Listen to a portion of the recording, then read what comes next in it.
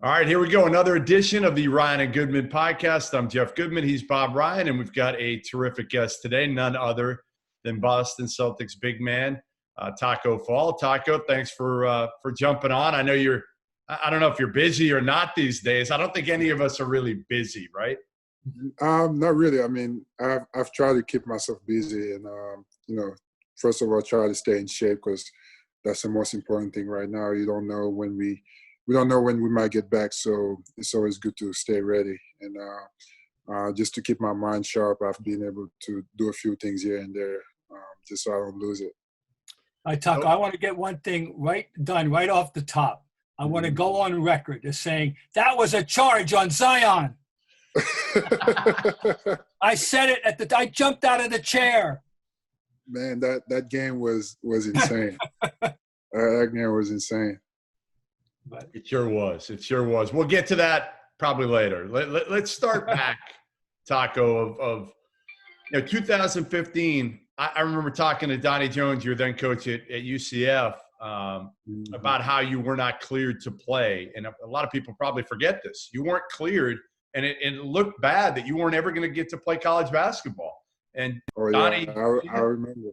Yeah, Donnie kind of told me what a good kid you were, the trouble you were having getting cleared. You had bounced around after coming over here from home in Dakar, Senegal, and we eventually got some people behind it. We got everybody and their mother to tweet it out, the story, and it was like the NCAA honestly had no choice. I mean, I felt like we put so much pressure on them, not me per se, but everybody else, and the NCAA cleared you to play, and the rest is sort of history. But go back, honestly, Tacko, go back to I want to know kind of your conditions growing up, what it was like for you and your family when you first started playing basketball. Were you any good, or were you just, tall and somebody threw you out there?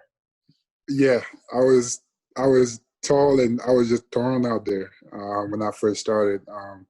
It was back home. I mean, my first real game was in the States, but I got introduced to the game when I was 16, and it's this guy. His name is Ibrahim Ndiaye. He has an academy back home that he has started, and he has started like bringing kids over to the States. So he just randomly saw me, and he wanted me to go look at his academy, and I was like, no, I don't know you, so I'm not gonna come with you. So he was like, okay, can I talk to your parents? And I took him to talk to my mom the same day.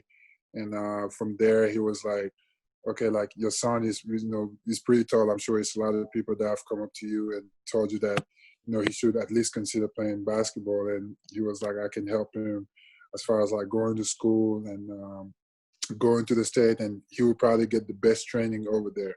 So from there, my mom was like, okay, as long as he continues his education, that's what matters for me. So I would go to school. Usually I would go to school, go home, sometimes hang out with my friends, do some homework, and play some soccer here and there. But then I started to go from school and then come home. Sometimes I would find food there. Sometimes there wouldn't be any food, but go to the academy that he had.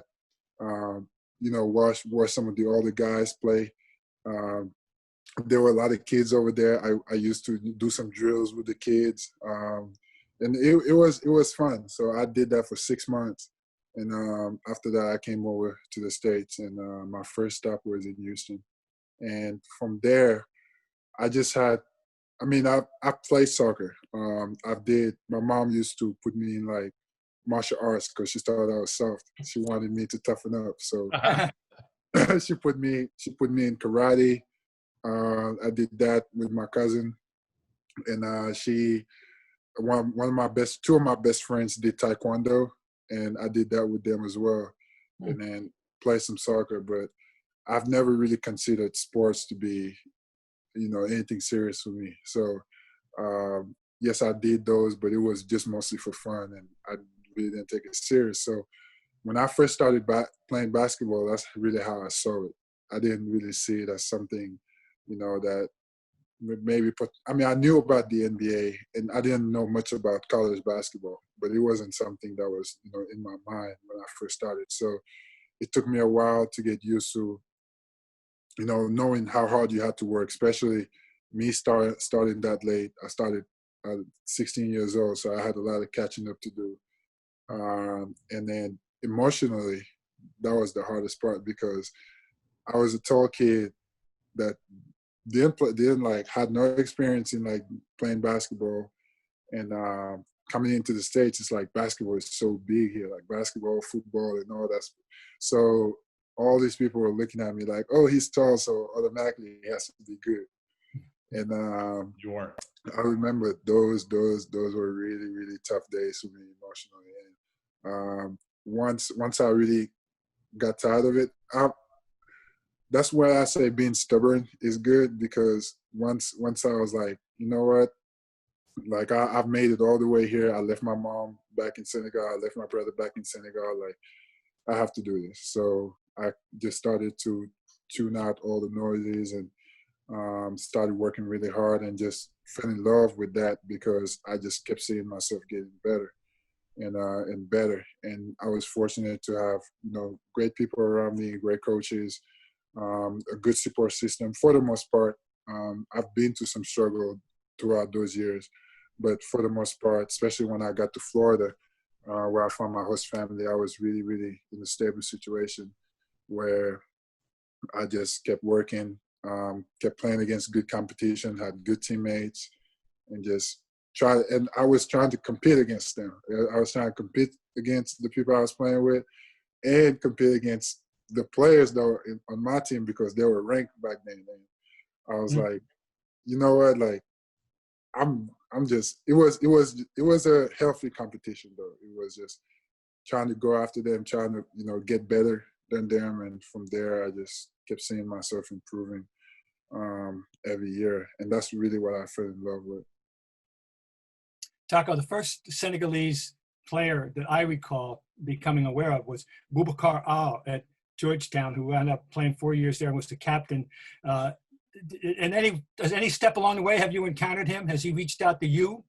I have not. The first Senegalese player that I have had the experience of meeting was Mamadou Ndiaye, and he's Ibrahim's brother. So the guy that has the academy where pretty much it all started, his brother is Mamadou Ndiaye. So he was the first one, and then after I started, throughout those years, I was able to meet some of the guys that are playing in the NBA, like Gorgui Dieng, and some that have retired, like Mokhtar Ndiaye, Boniface, and players like that.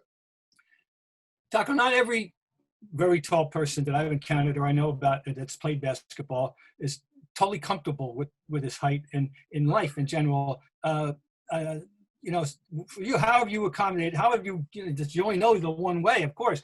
But how do you feel about that being that tall?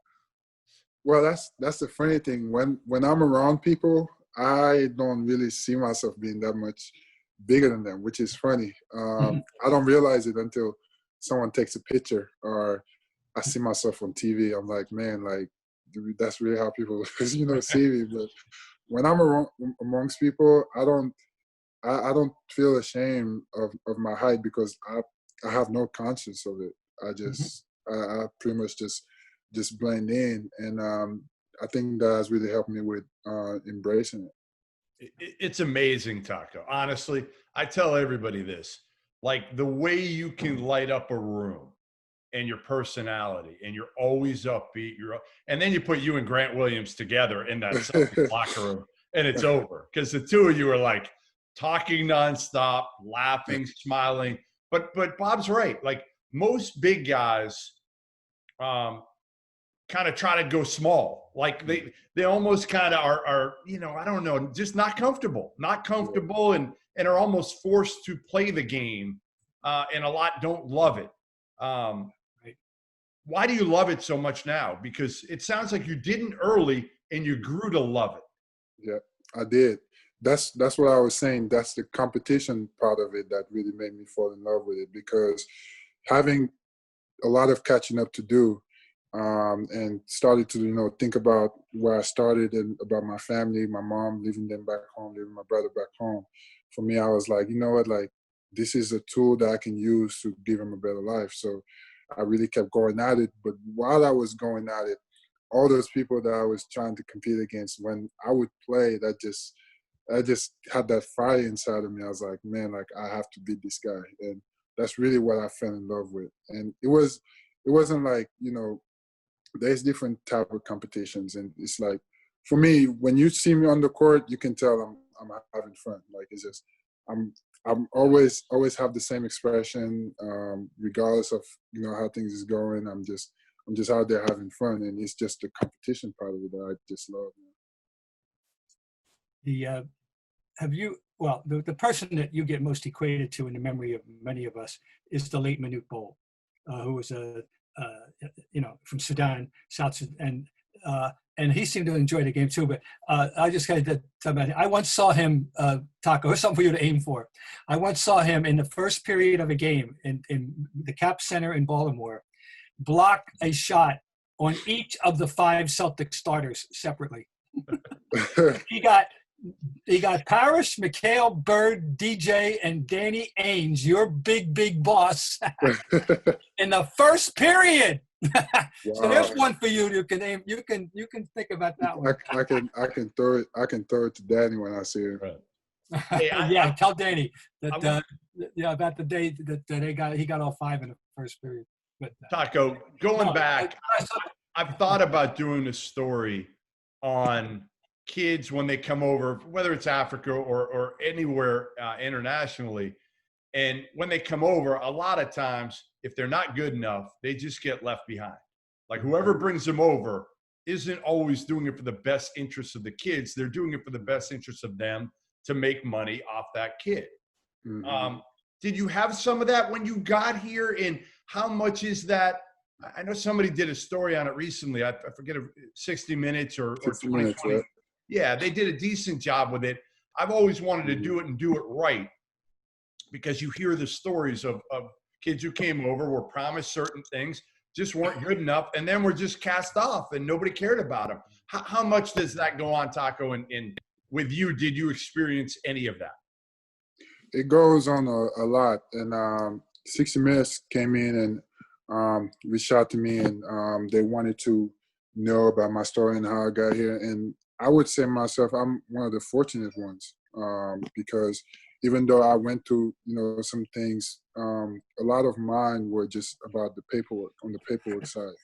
I got here and I wasn't taken to the school I was supposed to be at, and it just messed up all the paperwork that I had, which I wasn't aware of. And pretty much throughout all that year, I was trying to find a different school. That's why I was moving from state to state. And the people that brought me here, I would say they definitely messed up, but they try to redeem themselves. One of them actually came, and he was helping us trying to find a school after everything was broken down. So I was one of the fortunate ones, but there is a lot of other kids that come in here, and like you say, when they're not good enough, they just left alone. And I've heard of many stories like that. I've seen many stories like that, and that's not cool.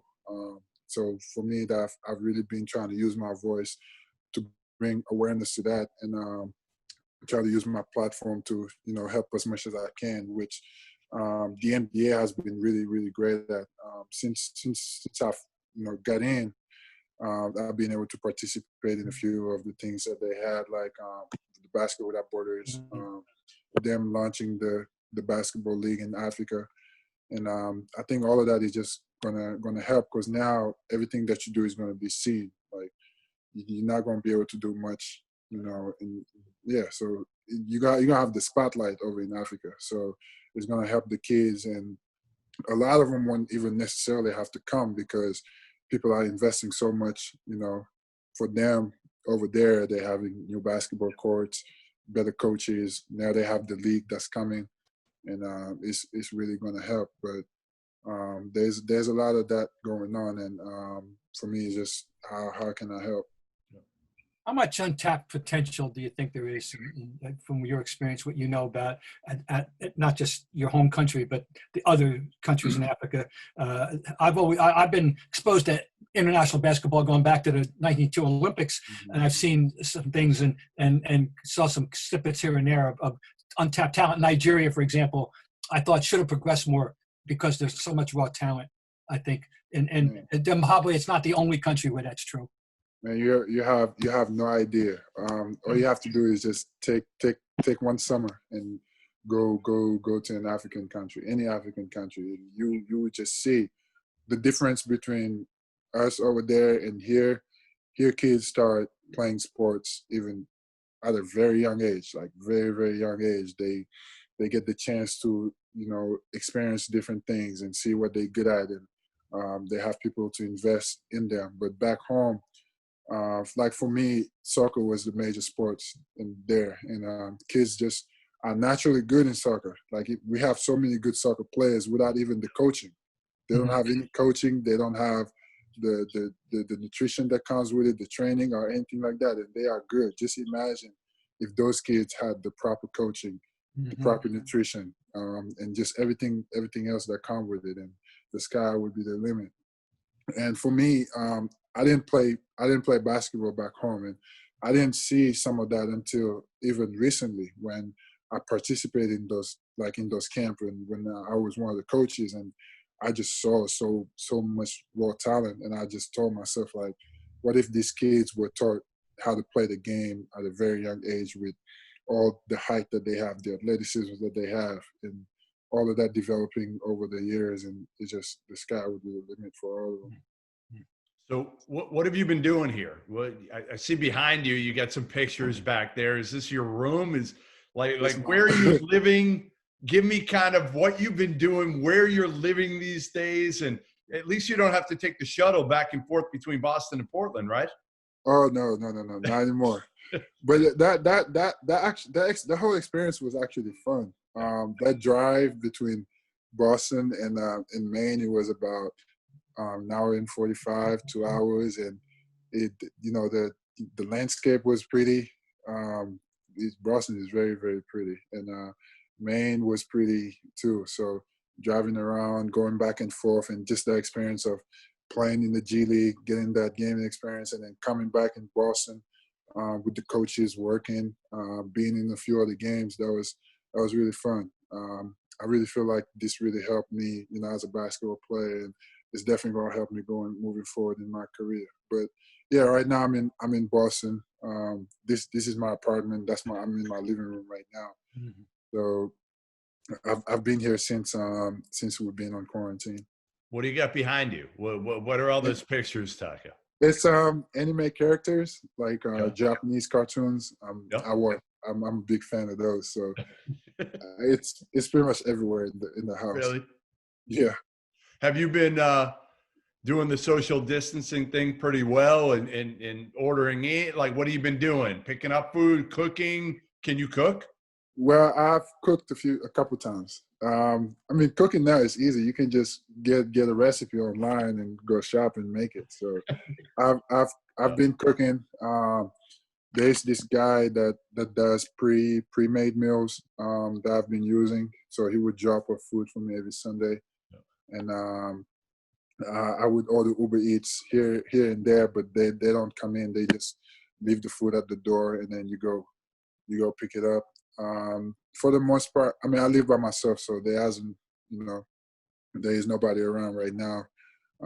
I've been working out, trying to stay in shape, so that's been good. So I'm staying active for the most part. Let's talk a little basketball for a second too. What kind of feel do you get, or direct instruction do you get from the Celtic organization about how you would be best utilized offensively in the modern game? Well, for me, they know what I can do, and that's why I'm here. I have a huge presence on the court, especially defensively, and I can help any team doing that right away. And for me, they see that from like even the games that I had in Maine. They saw how I was able to impact on that side of the floor. And offensively, since I got to Boston, I've been working with Jay Larranaga. He's the coach that I've been assigned with, and Jay hasn't tried to put me on the box. Jay has been working on me in a lot of different stuff. He's fixing my shot for the free throw. He makes me handle the ball just to be comfortable doing that, because we run a lot of dribble handoffs to the bigs and things like that. So me being able to have that skill is really, really going to help me. And for us here in Boston, our jobs is pretty easy. We just got to make it easy for the guards, because we already have the scoring. We have one of the best teams in the NBA. You have JT, Jalen, Gordon, Kemba. All those guys can score. So for me, it's just a matter of looking at how I can help them. And for now, it's going to be on the defensive side of the floor. And on the offensive side, whenever my name get called, I'm a pretty good low post scorer. I've shot a very high percentage in college, and even in the pros, I still shoot a very high percentage. I can get them easy basket when I need to. Have you been surprised by the way Boston fans have taken to you? Like, did it shock you at all early, because you were like a phenomenon before you even stepped on the court? Like, what was that whole thing like for you in Boston? Man, this whole, even until now, I still can't believe it. It's been a blessing just to see all of that. I can't say that I didn't expect it, because I saw some of it building up, and you could just see it. But to the extent where it got to, I was like, wow, this is just insane. From like the summer league, and I felt bad for my coach. I felt bad for Coach Scott Why? Morris, because first of all, in the summer league, so it was the bigs. It was Rob, Nanu, and I was playing behind Rob. So whenever Rob would go in and Scott wouldn't put me in, the whole crowd would like, put Tacko in, put Tacko in. And that was, I just felt bad for him. So it started there, and I thought that, okay, yeah, so it's summer league, it's okay. And then after summer league, it even picked up. We went through the preseason.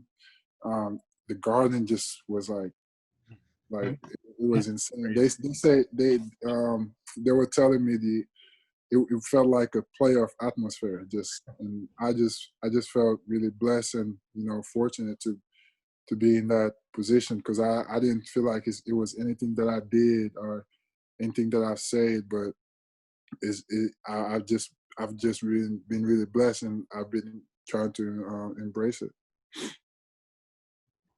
Let's go back to that Duke game for a second, and let's talk about this.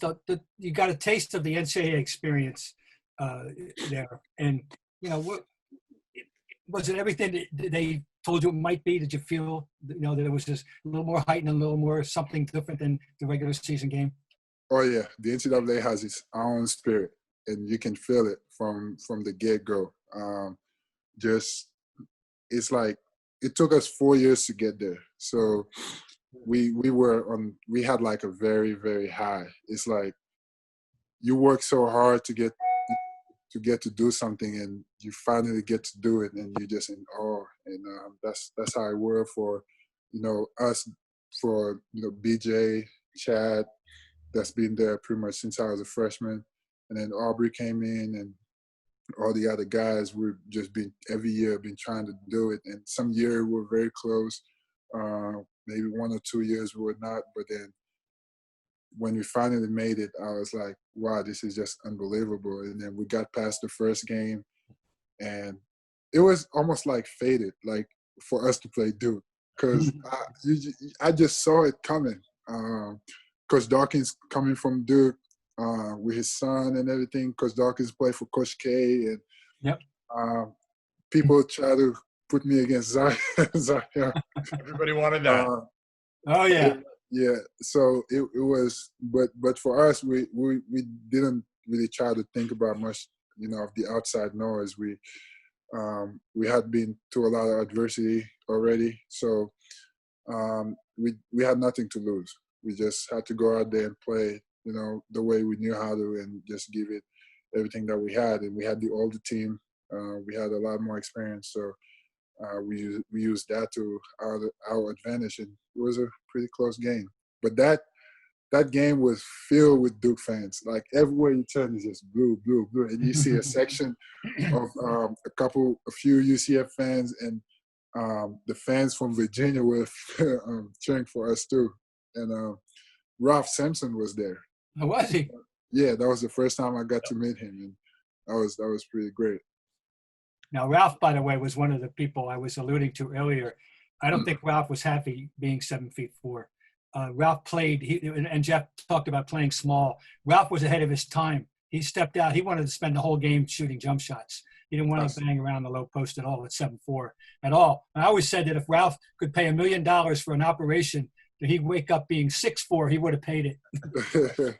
But he was ahead of his time in that sense, though. He really was. He was a very elegant player. No doubt. Yeah, Ralph was great. I got to talk to him afterwards. After the game, he came to our locker room. He had to look up to you, like that. Yeah, so that was awesome to meet him. That's nice. Mm-hmm. So Grant Williams has moved in with Kemba, and I don't know how Kemba's surviving without like bottles of Tylenol and Advil. Because we both know, like, Grant doesn't shut up ever. No, like, you talk a lot. Listen, you talk a lot, but it's nothing compared to Grant. What do you think life is like at Kemba Walker's house right now with Grant living there? Well, Kemba probably ran away. Kemba probably doesn't even spend time at the house. He probably just leave Grant over there. But yeah, Grant is like, I mean, you're right. I do talk sometimes, but I talk mostly with the people I'm comfortable with. So if once I get comfortable with somebody, then yeah, we can. But then if I'm not comfortable with someone, I'm just really very, very to myself. But Grant is like that with everyone, 24/7. Tacko, you obviously have a facility for language. Exactly how much English did you have, if any, and how long before you felt comfortable here? It took me 6 months to. All that time.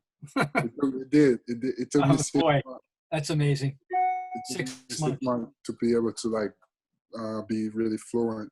I knew some English, but it was very hard for me because my ears weren't used to people talking in English, and so everything was so fast. And, right. And there's so many different accents, and every country has different dialect and accents. And you go to the South, it's a lot different than if you would come here, for example, first, right? For sure. You go to Texas, and they got their own language. For sure. So your native language is Francais? Wolof, and then French is my second. Second language, okay. Mm-hmm. Yes, sir. How many now? Say that again? Of how many? What else? Do you do Espanol? No. Spanish is going to be the next one, and then Japanese. Oh, really? Yeah. What have you learned? Like, have people say throughout the pandemic, try to find one thing that they're kind of working on, other than for you basketball, obviously. And I don't know what you're able to do. You haven't talked about that. What you've actually been able to do basketball-wise. I talked to Tatum early on in this thing, 3 weeks in, and he said he hadn't taken a shot. He hadn't dribbled the basketball. I know that changed quickly after we did that podcast. Sure, that did. Exactly. What have you been able to do basketball-wise first, and where? And then non-basketball, is there something that you've worked on, tried to pick up in this time? Well, basketball-wise, I first started when the quarantine was you have to stay in, you can't go out. I would go up to the parking garage, and I had a basketball with me. I would dribble the basketball, and I would run up the ramp. So in the parking garages where you go up to the next level. Yeah. So I would just run up and down of that. I did that for a few weeks, and now we've been able to use our facilities. Ours is not open yet, so we haven't been able to get in. But for the most part, we've been allowed to use some gyms that we were being approved to use. So just doing workouts there, and I would occasionally still run, get some conditioning in. So I'm still staying sharp. And as far as non-basketball, I had like I had first because I have a guitar now, and I had been trying to learn how to play the guitar. I haven't actually picked it up for a while now, but that's some of the things that I've been trying to do. And Can you sing? also, huh? Can you sing? No. Wait. Who's got the best voice in the locker room? Celtics locker room. Can anybody sing? No, but Grant Romeo, will say he can, right? No, he cannot. But Romeo has this like weird voice that he does when he sings, and it's actually pretty decent. Really? We had to do some community service. I think it was during Christmas time, and they made the rookies sing some Christmas songs, and then Romeo was the one leading it, and that was pretty decent. I'll give him that. So any hazing? Any rookie hazing that you had to go through this year? They must have done something to you. Nothing. No. They were pretty good, especially to me. That like they were, and I was glad. I'm like I'm in one of the best teams in the NBA, and all these guys. A lot of the guys were way older than us. They didn't. They could have had fun with you and Grant. Like, how did they not do something? I mean, Grant. Well, Grant. You know, like when you know something is going to happen and you try to get ahead of it. Yeah. That was Grant. So Grant was the one that would like get the towels for the most part, and on the road he would make sure everyone got like their soap, and he would do all the shopping and stuff like that, and then he would text us. He would text everyone and ask whatever we needed or whatever we wanted. So Grant really stayed ahead of everything. So I don't think they gave Grant a hard time. They didn't give me a hard time because I'm cool. I was cool with everyone, and I didn't try to step over anyone's toes. And I respected everyone. Yeah, but it's been a few instances where someone didn't do what they were supposed to do, and it got a little weird. But for the most part, never. Bob, you got it? Something else? No, it's okay. My last question for you, Tacko, and I got to run because we got our AC went out in our house. So it's like 80 degrees. So my wife and daughter just walked in.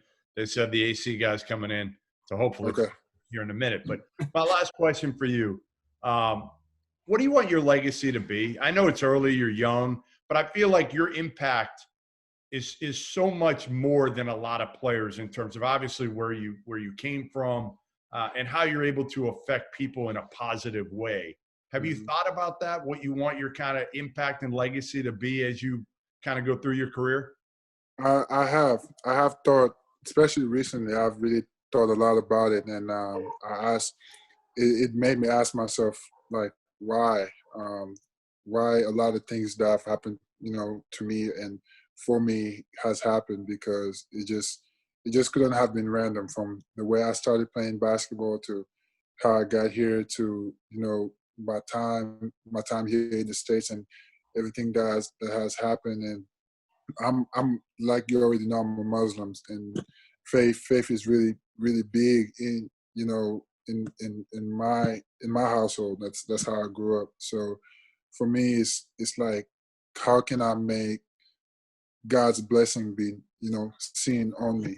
And just and for me, it's just I'm trying to inspire as many people as I can to try to follow in my footsteps, and not necessarily do the same things that I did or have the same path, but just being able to see that, regardless, you can never do something too late. And if you work hard and you treat, everybody the same way you want to be treated, then things will always work out in your favor at the end. And that's just how I see it, and that's my way of life. And I just want to inspire as many people as I can through that. And basketball-wise, I definitely want to leave a huge legacy. Regardless of how far it's going to take me, I want to become the best basketball player that I can possibly become whatever it's going to be.